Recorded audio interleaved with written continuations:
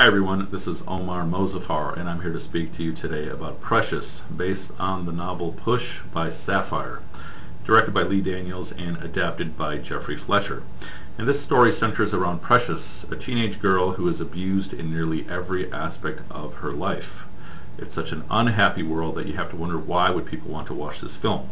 And as you and I know, just about everyone has appreciated this movie, but it seems as though there are those people who fall into one camp saying that this movie is so passionate, so powerful that everyone should see it. And then there are those people who fall into another camp who appreciate the film but find it to be so depressing, so disturbing that they don't ever want to see it again. So why is it that I find this film to be so precious? Why is it that I find the central character to be so precious? She's abused at home. When you and I go home, we seek rest and relaxation. When she goes home, she finds nothing but torture and torment. When she is walking to school, she is abused. When she is at school, she is abused.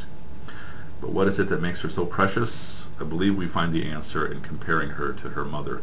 Her mother, Mary, played in a virtuoso performance by Monique. Mary is someone who is also tormented, someone who has also been abused, but she responds to her experiences by extending the abuse onto other people. How often do we hear about the victimized becoming the victimizers? It's a natural consequence in life. But Precious is different.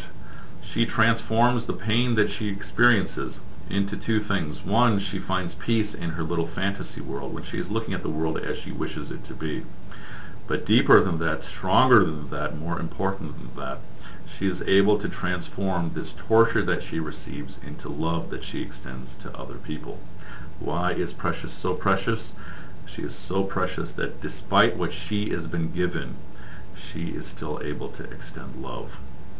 But she does receive supporters in her life who help her begin a path to her own self-development, her own fulfillment of her hopes.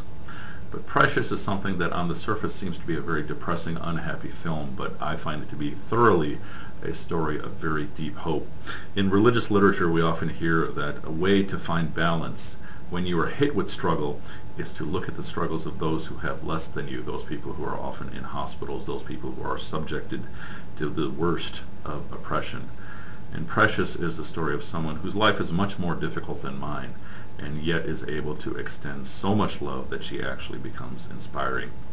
So the question is, where do we place this film? Do we place this film as something like City of God, the Brazilian film from 2002? Perhaps, in a way. This film also reminds me of Leaving Las Vegas, the story of Nicolas Cage as this alcoholic who is further and further walking down this path of self-destruction. But more than all those films, this film reminds me of The Color of Paradise, the story of a blind boy in Iran who is searching for his own connection with the divine. Precious is a really wonderful movie. It is not an easy movie to watch, but it is something that I find to be very deeply rewarding and hopeful, and I do hope that the film, as intended, provides hope for other people. And with that, I thank you for taking the time to watch this review.